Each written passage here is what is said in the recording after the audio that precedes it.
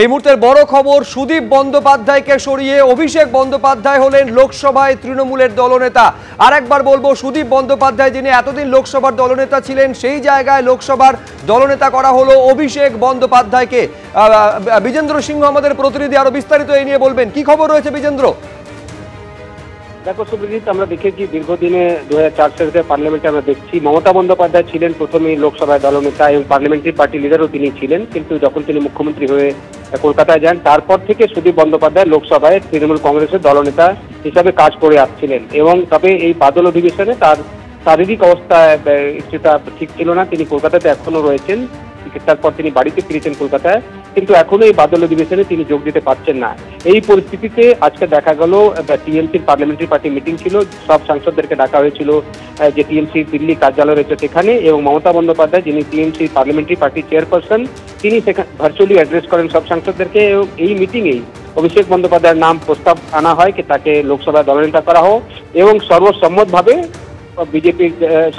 TMC যারা সাংসদরা রয়েছেন তারা এন্ডোর্স করেন তার নাম, এবং এখন থেকে তিনি লোকসভায় টিএমসির দলনেতা হবেন। সেই সিদ্ধান্ত আজকে যে টিএমসি পার্লামেন্টারি পার্টি মিটিং ছিল সেটাতে নেওয়া হয়েছে।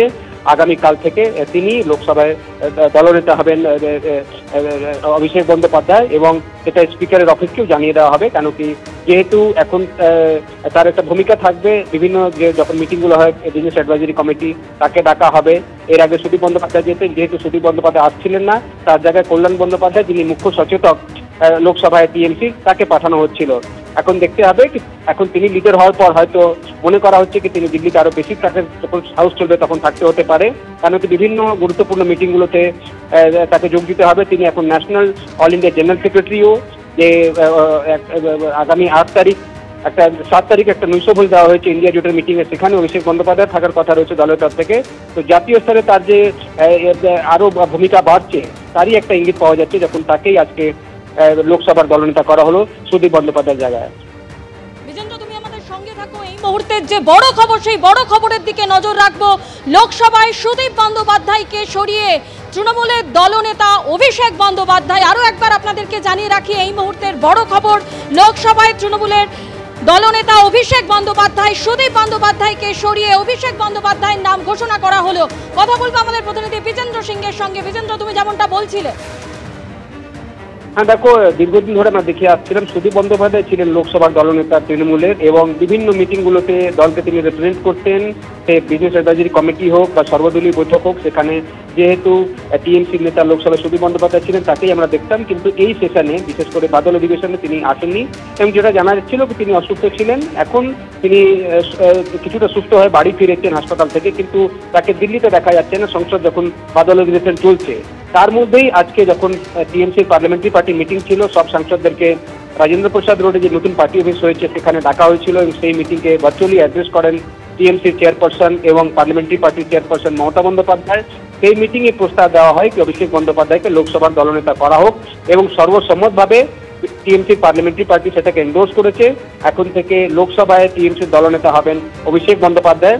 এর আগে আমরা জানি তিনি অল ইন্ডিয়া জেনারেল সেক্রেটারিও, দিল্লির বিভিন্ন গুরুত্বপূর্ণ মিটিংয়ে তাকেই টিএমসি থেকে পাঠানো হয়। যে নৈশভোজ হতে চলেছে ইন্ডিয়া জোটের বৃহস্পতিবার, যেটা রাহুল গান্ধীর খুব সম্ভবত বাসভবনে হবে, সেখানে অভিষেক বন্দ্যোপাধ্যায় রিপ্রেজেন্ট করবেন, এবং অন্যান্য রাজ্যগুলিতে বা জাতীয় স্তরে দলের কি অবস্থান হবে সেটাতে অভিষেক বন্দ্যোপাধ্যায়ের যে ভূমিকা বাড়তে চলেছে সেটারই ইঙ্গিত পাওয়া যাচ্ছে আজকে যা সিদ্ধান্ত টিএমসি তরফ থেকে নেওয়া হলো। বিজেন্দ্র, তুমি আমাদের সঙ্গে থাকো। আমি আরেকবার দর্শকদের জানাবো, এই মুহূর্তের যে বড় খবরে আমরা রয়েছি, অভিষেক বন্দ্যোপাধ্যায় এবার থেকে তিনিই হচ্ছেন লোকসভায় তৃণমূলের দলনেতা। সুদীপ বন্দ্যোপাধ্যায়ের জায়গায় তৃণমূলের লোকসভার দলনেতা হচ্ছেন অভিষেক বন্দ্যোপাধ্যায়। 26-এর ভোটের আগেও অভিষেক বন্দ্যোপাধ্যায়ের দায়িত্ব আরো বাড়লো। সুদীপ বন্দ্যোপাধ্যায় যেতে না পারায় বিভিন্ন বৈঠকের দায়িত্ব সামলাচ্ছিলেন কল্যাণ বন্দ্যোপাধ্যায়। অসুস্থতার জন্য সুদীপ বন্দ্যোপাধ্যায়কে অব্যাহতি দেওয়া হয়েছে লোকসভায় দায়িত্বে অভিষেক বন্দ্যোপাধ্যায়।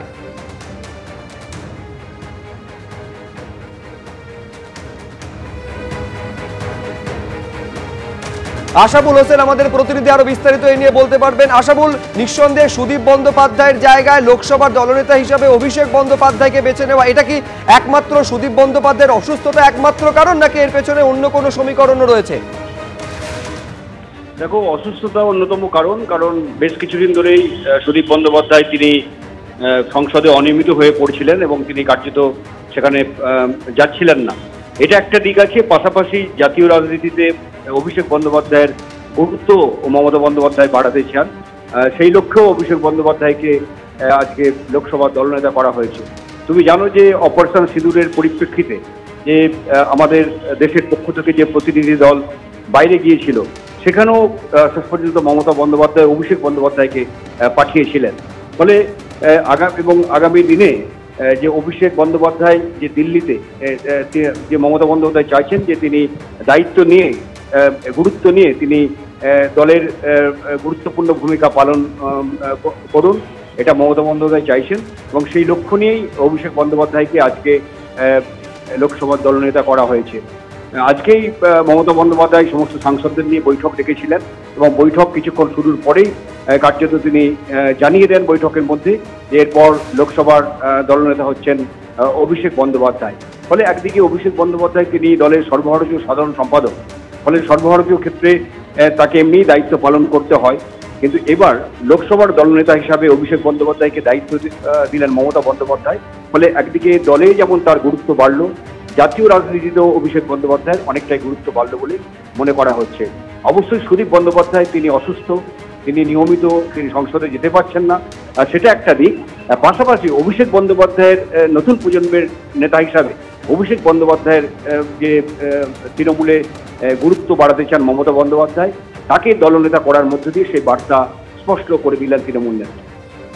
আশাফুল, তুমি আমাদের সঙ্গে থাকো। দর্শকদের আমি আরেকবার বলবো, একেবারে অভিষেক বন্দ্যোপাধ্যায় তিনি লোকসভায় তৃণমূল কংগ্রেসের দলনেতা। এর আগে আপনারা জানেন যে অপারেশন সিঁদুরের পর যে সংসদীয় প্রতিনিধি দল সারা বিশ্বের বিভিন্ন দেশে তারা গিয়েছিলেন সন্ত্রাসবাদের বিরুদ্ধে ভারতের অবস্থান স্পষ্ট করার জন্য, সেইখানে প্রথমে ইউসুফ পাঠানকে বেছে দেওয়া হয় জানিয়ে মমতা বন্দ্যোপাধ্যায় ক্ষোভ প্রকাশ করেছিলেন। পরে সেখানে অভিষেক বন্দ্যোপাধ্যায়ের নাম প্রস্তাব করেন কিরেন রিজিজুকে মমতা বন্দ্যোপাধ্যায়। তারপর সেই প্রতিনিধি দলে অভিষেক বন্দ্যোপাধ্যায় আসেন, আর এইবার সুদীপ বন্দ্যোপাধ্যায়কে সরিয়ে সেই জায়গায় আনা হলো অভিষেক বন্দ্যোপাধ্যায়কে। লোকসভায় তৃণমূলের দলনেতা সুদীপ বন্দ্যোপাধ্যায়ের জায়গায় হচ্ছেন অভিষেক বন্দ্যোপাধ্যায়।